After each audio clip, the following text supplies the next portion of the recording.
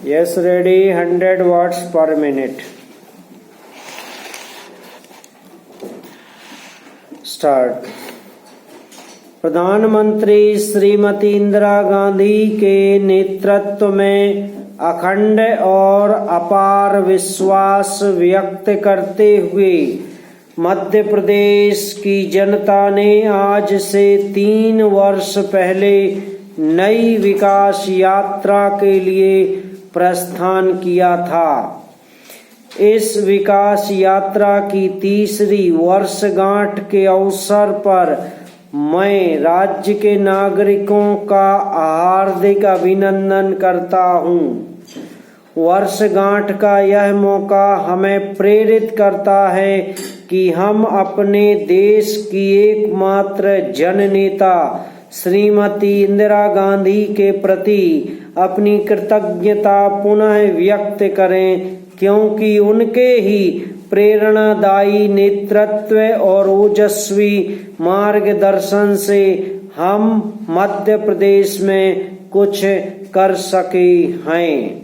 इस मौके पर मैं मध्य प्रदेश की जनता के प्रथम सेवक के रूप में उत्थान के नए शिखरों की ओर ले जाने के प्रयासों को सफल बनाने के लिए मिलने वाले अपार आत्म सहयोग के लिए अपने प्रदेश के नागरिकों को धन्यवाद भी देता हूं। पैरा यह दोहराने की बात नहीं है, फिर भी मैं जरूर कहना चाहूँगा कि बिखरी हुई अर्थव्यवस्था, छिन्न भिन्न प्रशासन तंत्र की विरासत पाकर हमने आज से 3 वर्ष पहले प्रदेश के नागरिकों से प्राप्त जनादेश के अनुरूप प्रदेश को संभालने, सहेजने और संवारने का काम शुरू किया था। हमारे लिए संतोष की बात है कि हमने पिछले 2 वर्षों में विकास के विभिन्न क्षेत्रों में नए कीर्तिमान कायम किए और कुछ क्षेत्रों में बिल्कुल ही नई जमीन खोदी है। इस विषय में हमारे प्रश्न का एक बुनियादी लक्ष्य यह रहा है कि समाज के सभी वर्गों को अभिव्यक्त करने और अपनी सुविधा के अनुकूल उपलब्धि मिल पाने का समान अवसर और साधन मिल सके, और साथ ही यह भी प्रयास रहा है कि विभिन्न वर्गों में कोई टकराव या संघर्ष की स्थिति निर्मित न हो।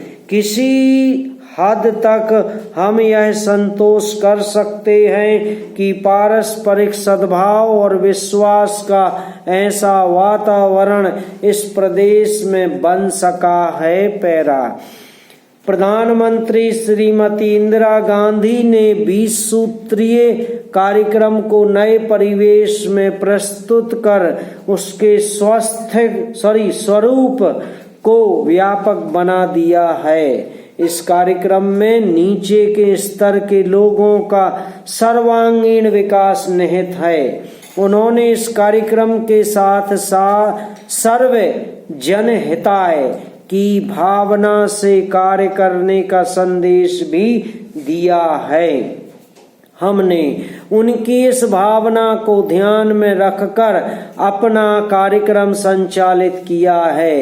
आप सब जानते हैं कि हमारा प्रदेश अविकसित है, जिसमें हरिजन, आदिवासियों और कमजोर वर्ग की संख्या काफी बड़ी है। इनमें से बहुत से लोग गरीबी की रेखा के नीचे अपना जीवन यापन करते हैं। इसलिए हमने सबसे कमजोर और पिछड़े हुए लोगों की हालत सुधारने पर सबसे ज्यादा ध्यान दिया है। पैरा एक ओर जहां हरिजन आदिवासियों के सर्वांगीण विकास के लिए चल रहे कार्यक्रमों की नई दिशा और नई गति दी है, वहीं दूसरी ओर इन वर्गों के तेजी से विकास के लिए कुछ नई योजनाएं भी शुरू की हैं। हमें इन योजनाओं का लक्ष्य इन वर्गों के जीवन स्तर को ऊंचा उठाने के साथ